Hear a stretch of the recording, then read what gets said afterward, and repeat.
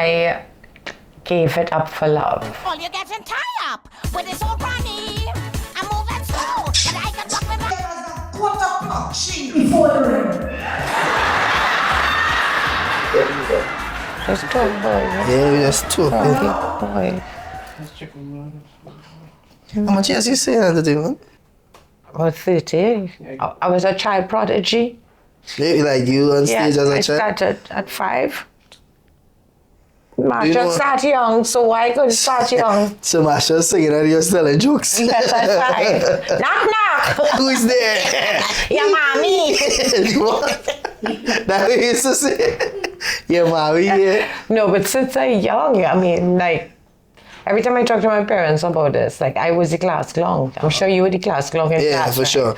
And I used to keep a straight face. Like, I would have the whole class cracking up, and when Miss turned around, my face is deadpan. So Not other me. people used to get in trouble for it. Everybody used to get in trouble, the whole class, but it was fun. So since 5, and then like what really like? And I used to imitate my aunties and things. I don't remember that, but mommy and them used to say I used to do that plenty. Like my aunt would come in, yeah. Yeah, aunties was just like, My grandmother come here, and when she leave, I'd be like. So your family members, like, they encourage you to become an entertainer. Well, It's like, you better become a banker. Crosby, I mean, anybody who could go back would know Crosby's Music Center. We're a big part of the creative community, the culture. My uncle Earl was a big part of he produced real songs, real artists, and he used to do the Crosby's jam, which would be like something free to the community. All the artists used to come and perform. Right. So when I wanted to make, because from young I remember telling my mom I wanted to be the female Tommy Joseph. Oh, for real? Yeah, and then I'd get licks and I'd go to You bed. get licks? You get licks? Yeah. So you know. Go in your bed. So when you watch your mother, it's like, you know where you're gonna be the female Tommy Joseph. Go in your bed. So I remember that, wanting to be the female, because there were no women doing it. Oh, for real? Yeah, I was like, we had the Buellers and so, but she was more like a theater style. Yeah. But in terms of stand-up comedy, there was nobody doing it. There was Sprang Along, Tommy Joseph, John Agitation. Errol Fabian, Stokes and Hill, Southman. I don't know. You're right. Stokes is. Stokes was one of the greats. But there was no woman standing up doing stand-up. And I used to watch Whoopi Goldberg. She was a top female stand-up comedian, and I used to be like, wow, I want to be like her and stand up, and and so when I wanted to jump into it, my uncle said, no problem, take the stage, go and MC, go and start a whole mic and thing. And that's how I started doing Crosby's Music Center and carnival thing, and that kickstart everything. So since like, well, no, I wanna stand up comedy competition. Oh, for real? That's how I had one of those? Yes, Upper Level was the club at the time. Yeah. And they had a stand-up, it was the first one, stand-up comedy, tell a joke, and you could win a trip to the US. You had your visa? Yeah, I had a visa, right? Yeah, right. And I entered, Errol Faber was the host, and I passed the first rounds. Every week they'd get a winner, and then the finals would be all the winners. And I won. I won and get my little trip to New York. Where you doing that trip? A real shop, right? See, you had money coming in. No, that was I get a free trip and I think some money to go with it. Yeah. And I went and shop. I mean, I used to travel a lot with my family, so it was nothing. And then when I came back to Trinidad, Frank Martino, it was the first time he was doing the first Caribbean Comedy Festival. Comedians from all over the Caribbean, the McFingal, Trevor, who else, boy? Salush from St. Vincent, Bella and Blacker from Jamaica. And of course, I was the first female ever to be asked. I had 7 minutes to perform. You had it on the cast? Right, I get on the cast. Now, in that days was my government name, Nicole Nathaniel. It wasn't really a stage. Wait, hold on, your surname is not Crosby? No, Crosby is my mother's maiden name. Dancer, he's a fraud all the time. Just your whole career. My whole career. You're running this Nikki Crosby. Yeah. So people probably send checks and things. Yeah. And the bankers take it. They know me. So they know Nikki Crosby's Nicole Natanya. Oh, you ain't reached that level yet. You'll get I don't get checks. when you get a check here. Right? And I had 7 minutes to perform in that first ever. And before me was a Grenadian. And that year we had some bad floods and somebody died in the flood. And he opening joke was laughing at the floods and thing, and they boo him. Yeah, for sure. Yeah, for Now picture 17,000 people in the stadium. That was my first performance. Yo, so hold on. The stadium used to sell out for comedy shows? 17,000 people. How much used to be a ticket? Right? I can't remember that. I just Like used about to work there. $10. No. Hello again. Like I was with Sparrow days. I was a little after Sparrow, okay? Like you're telling 25 cents. In those days, maybe $40 to come, yeah. 7 year multiply that, right? No, yeah. But I didn't get that. I just No, yeah. Anyway, but that's how much the newspaper have. 680,000. Right. Back in 1971, I remember. No, that was in the 70s, all right? I don't know. Right, that was in the 90s. Oh, right. You pushed me back 20 years. Oh, you feel like ready as shred. 1970s, I was still in my primary school. Anyway, so, but that was the first time I really performed professionally. Yeah. 17,000 people. Right? First big performance. First big. I remember going and just seeing people, people just come in the stadium when everybody knew that. And I was like, there's no way I could go and stand up and do comedy for 7 minutes. Nobody knew who I was then. Yeah. Right? And I remember Peter Blood, he used to write for The Guardian. He was the editor. Yes, he's a big entertainment man. Yeah. And he come and he tell me, he say, nobody know who you are, so go out there and just kick butt. So I tell you about the Grenadian. You say kick butt? Yeah. Or kick ass? Well, butt. You say butt? I can't remember, it's a little while. That's a weird thing for Peter Blood to come and say, you go out there and kick some butt, girl.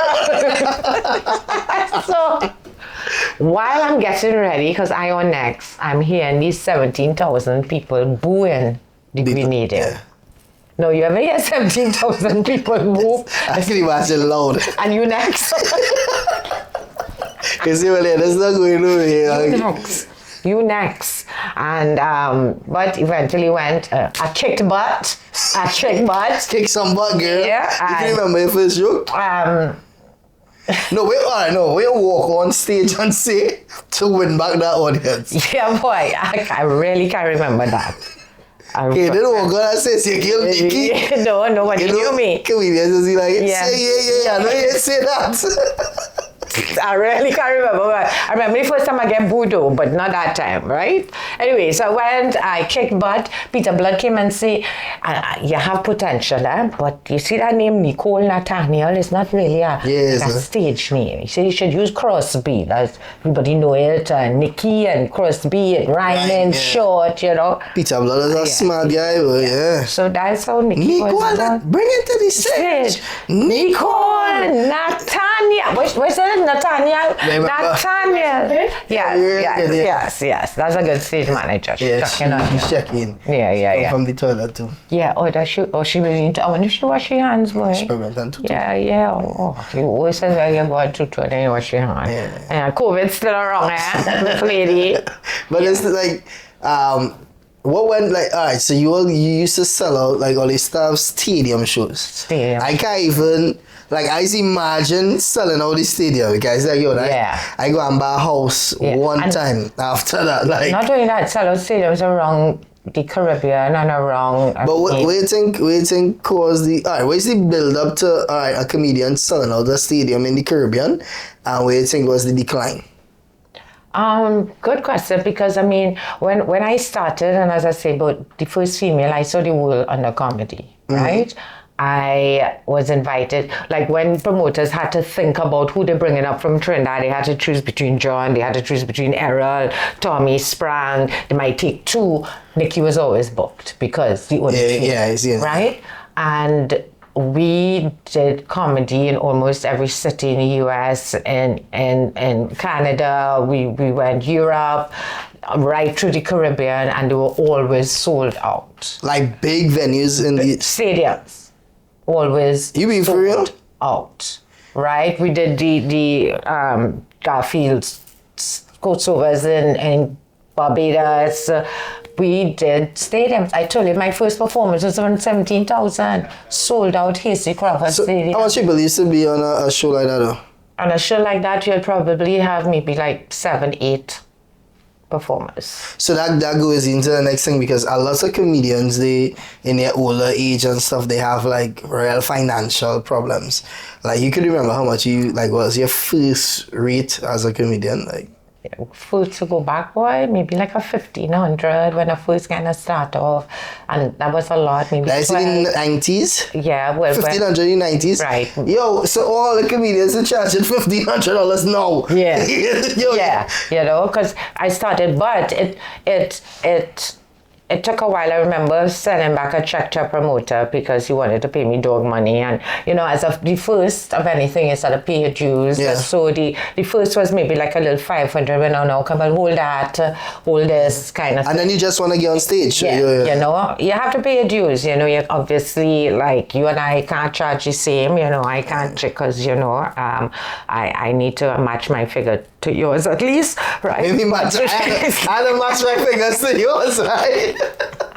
You know, but I think in any profession you have to kind of pay your dues and work your way, right? But I think there were some promoters where it was always hard being the first female. Just picture it, like they would just put a tent in the back and tell you change. That's how men change. But a woman need a mirror, she need light, she need hair thing, whatever. And so I had to change the whole culture. At least put a mirror in the back, a light, you know, these kind of things. And some promoters are like, what, all that?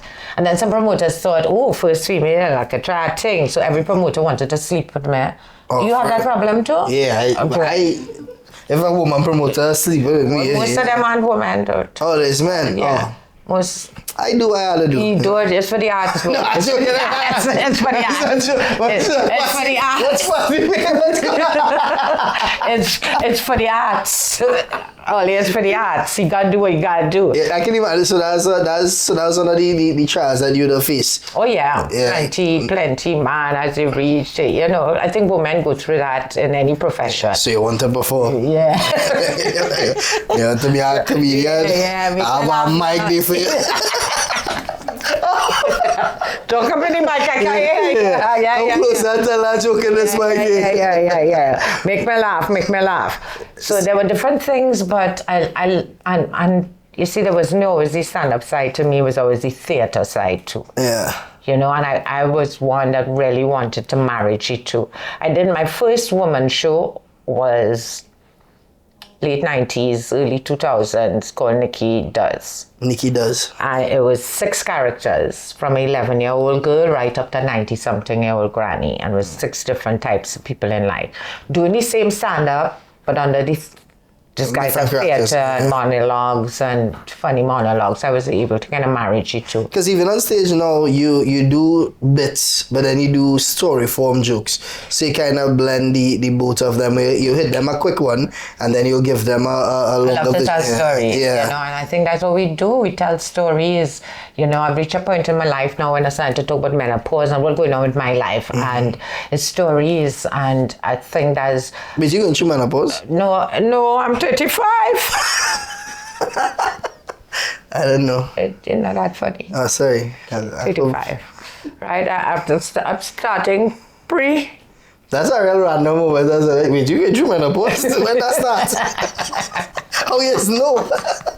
Well, I just did my show 50-ish, kind of working on it to bring it out here in the US and Canada and stuff. And it's kind of about that, you know, it's about getting older and the things women go through, and it's very funny. And I always think the best comedy is real comedy. Yeah. You know, stuff you can write. Yeah, funny enough, like I was talking to Rudy about that, and I was saying, so you talk to Rudy? I was trying not to, but I had a conversation with him today, and I was telling him that there's no right or wrong way to do comedy. You know, like comedy is best is you basically describing your experiences in a funny way, so you don't have no really right or wrong way to do it. But that being said, like when you were doing stand-up comedy, I think in that time and like the skits on stage was a big thing. Like how were you able to like I convince the audience of one, I'm the first woman doing this and I'm also doing stand-up comedy and not necessarily doing a skit on stage just yet. Right. That part was really easy because there was nobody compared to. I was the first, you know what I mean? And under that umbrella, we were talking about this yesterday, Montreal Comedy Festival. They had never invited anybody from the Caribbean, man or woman. So I went there, performed at the Apollo a few times, always under the umbrella of this is the first Caribbean woman doing this. You know, there was nobody really, and not only that, but many times Tommy and Sprung John, they came from not seeing themselves, you know, I always saw myself in LA and I saw myself, you know, they were very Caribbean oriented, tell Caribbean stories. My style was always so taking comedy to the next level. There was a time, because I lived in LA for 6 months, I literally had, and I think it was just before the time, I literally had a meeting, I had agents and so out there, and had a meeting with NBC, the vice president of sitcoms, had a meeting. And I remember walking through the halls and seeing those days their big shows were Golden Girls and seeing all these big comedy shows. And so I remember my manager saying, these people don't have much time. They only have 15 minutes, okay? So if you get 15 minutes, you get a good meeting. And that man and I sat there for 45 minutes talking about Trinidad and Tobago, talking about comedy. He was just so blown away by it. But I think it was just, one of the things he told me was that the old white man in Idaho have to understand you. Yeah. Right? And we were now, I don't think the American style of sitcoms were into the gay man, the gay neighbor yet. They weren't into the Spanish this. They were still very white comedy and the few black, which was like Cosby Show. Yeah, and that's still limited. Right, exactly. So I was there, I think, just before it kind of opened up to now have Spanish neighbors, a gay character on TV, a West Indian voice. Yeah. So, you know, so I did things I was really proud of in terms of comedy. So like, so you think language was the barrier that we had back in Trinidad with regards to comedians breaking through internationally? Yeah, and it wasn't the time yet. You know, we were talking about Mo, who's from Palestine. Yeah. And who could have ever imagined a comedian from Palestine in making his way and market into the US. Having Netflix specials. Exactly. There was a time that those things weren't even thought of, much less. You were just one. We had a few voices out there. Sullivan Walker was one, right? There were few Caribbean people with any kind of voice out there. So to see yourself out there doing stuff was almost imaginable. You wanted to be out there and do like Sullivan, and people know you're from Trinidad and Tobago and represent your country. So that's kind of where my head always was, to take comedy. And it's good to see that the whole world has opened up and so many other characters. And but was that frustrating for you being in Trinidad and like, you know, hey, I want to be bigger internationally? Like, you ever felt stuck home? I gave it up for love. I know. Okay, so my agents out there, they were like, after the Montreal Comedy Festival, this is where they fly up for 2 weeks. This is where all the people from HBO, and those days no Netflix, right? But HBO, Showtime, all those, the scouts that come to see the talent, and oh, that would be good for a sitcom, blah, blah, blah. And did really well. I remember my agents telling me that, Nikki, you need to move to the US. You need to think seriously about coming to LA. There's nothing much we can do for you in Trinidad, right? Because they loved me. They loved that even though I was Caribbean, they could understand me. Yeah. I would know how to slow down when in front of very white American Canadian audience, that they could understand us. And I think that's one of the beauty of our English language and how we are brought up. We can speak an English language if we need to, or we could be real, yeah boy, what is he saying, boy? Yeah boy, oh, they like to my bacchanal, boy, and we could do it. But it's a love story here. I met my husband 2 weeks before I went to the Montreal Comedy Festival, and it felt great. Something felt special, like this was the man for me. Yeah. And he had just moved back from the US after 30 years. So it was like he wasn't ready to move back here yet. And I just decided, you know what? I will stay in Trinidad and develop me as a comedian and do my thing home, and when the time is right, it will happen. So that's kind of where my journey of trying to make it big outside kind of. But you take it, first of all, Jerry, you get through. That's me. Yeah, we married 22 years. Yeah, you really get through, boy. 22 years of marriage, like, but how, like, as a comedian and an entertainer, like, how you balance that? Yeah, there were other guys before who I thought were it. I mean, I think it had a lot to do with Jerry being the mature man he was. Yeah, you have to be a real secure man to know your wife going to New York to fly out for a weekend to do a show or check you and come back. A lot of men who couldn't deal with that. The fact that I'm going on a plane to go to New York for 5 days. And promoters tracking you. Tracking you and da-da-da. And I think, sweet girl from Trinidad. Yeah, and I think Jerry real supported it. He never got that kind of, he insecure. And I think many times, as especially with women, we could give up a lot of stuff thinking you don't want to hurt your man, you don't want him feeling insecure, but I didn't have that. I had the freedom to go and do. So I did a lot of stuff over the years while still married in Trinidad and having that groundation. I think that really helped me, having that groundation, knowing that home was okay, so I could really, from a creative point of view, do stuff that I wanted to do. Yeah, because being in a relationship, and especially in a stressful relationship as an entertainer, that is take away a lot of energy. Yeah, you really need people to understand what you do. You know, you can't be with insecure people. Yeah. You know, because that would keep you back, because you're not doing nothing out there trying to hustle. It's just like if you're home hustling, but you're trying to make your name out there. And so it really helped me knowing that I had that force behind me that was just pushing me to be the best I could be. Yeah. And circling back to your song at the start, like you're saying the song, like the song of stadiums and things, so I was asking you, like, where you think build up the audience so much where 17,000 people want to come out to see a comedy show, and it dwindled now to... Yeah.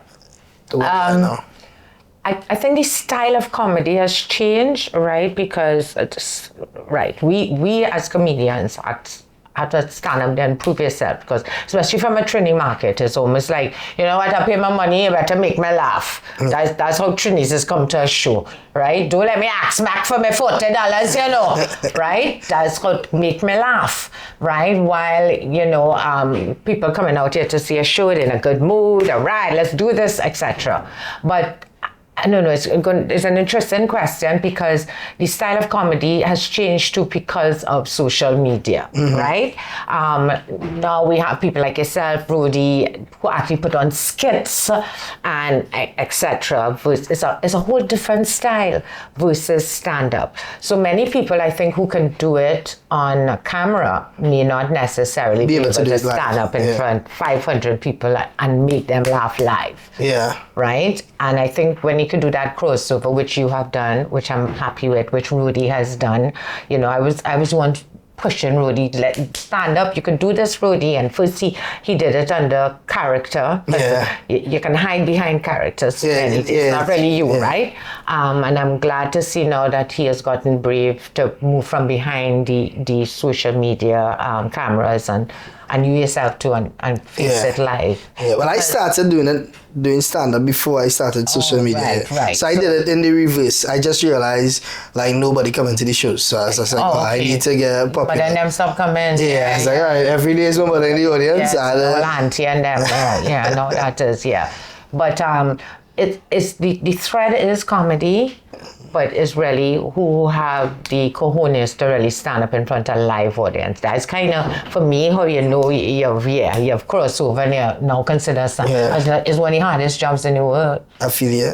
And all right, so there's always this thing with comedians and promoters, right? Like, I say I was going to write a book, right? It's going to be named Well Boy. That promoters that owe you. Yes, that's how the book starts, Yeah. right? Well Boy, Well Boy is always start off, so you're going to see. So, like, you hear stories and you see where comedians fall on hard times, but then you hear stories as well of shows having 17,000 people. So, like, what do you think is really the cause of this? Is that the comedians back then didn't properly believe in themselves to the point where, hey, I go and do my own show. Yeah. And I don't really care about a promoter. I think it was just the times. In those times, you had the big promoters. And we, including myself, never felt that, we could take on that kind of responsibility, right? Mm-hmm. But I personally always had that entrepreneurial spirit in me. My grandfather was like the first black businessman in St. James. Mm-hmm. It was in my blood, right? So even though I started off, etc., and even in theatre production, all the big producers would call me as an actor, small money, you're doing your thing. After a while, we woke up, and when I say we, people like Penelope Spencer and Myron Ali, who passed, we were like, we fed up with these male producers making all the money. I think it's time we have an all-female production company, and that's what we did. We formed Ha Ha Ha Production, again, the first female theatre production company. So, and then after I started to kind of do my own things, I was like, okay, started to do my one-woman shows, etc. And then slowly but surely I saw other people. So I always think, though, is because you have to have real cojones to want to produce your own show and put out your money. Sure. It's a lot easier sometimes. You worry about that because putting on shows not cheap, right? So that's in the next perspective as well, like a promoter willing to spend the money that an entertainer wouldn't have spent, yeah. Right, but promoters need us too. Mm-hmm. Meaning that, they could go and promote themselves and put on a show, they make money off artists, etc. And so it's almost also prayer time. Okay, yes. So it's also important to have the cojones to go and invest your money in yourself and take on that responsibility of marketing, of this, of that, or to hire somebody to do it. But I think times have definitely changed. Yeah. So there's something that you tell the younger comedians and theatre practitioners coming up, because you've been through it all. You've seen the tough points. What's one of the lowest points actually that when you owe the bank? Yeah, when you produce your own show and you make no money and you owe the bank for 3 years. You owe the bank for 3 years? Yes, I'm still owing the bank. Yeah, of course. Like still? My grand, still sending home money every month. Yeah, Hold on, you took a loan for a show? No, you take a loan after you can't pay for the show. To pay. Yeah. No, but it's all learning lessons. It's all, sometimes you had to go through that to really experience and learn, no, God, don't do that again because it cost me 50,000, whatever. But anything else I have to tell anybody, whether it be theatre, whether it be comedian, whatever your passion is, I've been lucky that I've been able to live off of my passion. Yeah. You will work for yourself for no money for passion. You see, passion, compared to somebody who just doing a 9 to 5 who hate it, but they pay any bills kind of thing versus your passion. Yeah. And I'm just glad you're going after your passion. I went after my passion. At a time when people say, you can't make no money, my mother was like, no, you need to go in the bank and work. You have a degree, go in the bank and work. But no, I stood up and passion. And he made money off of your passion. I'm making something like the tax money. I have no money. I'm a starving artist. That's right. But that's my goal as well. I hope I can always pay my bills. Yeah, you just hope you could pay your bills. I have never been want to be a billionaire. I just want to pay my bills and do what I like. Okay, yes, right. It's time. It's that time. Right. We need to pray for Jaya. Nikki, we do a fake hug and we make it with everybody. We'll be like, oh my God, this is a big moment. Hey, yo, I love you. She told me I have a face that I'll get around you. Yeah, they want to take care. They want to burp you. Let me try and burp you. Yeah, it is. Just want to burp you and say.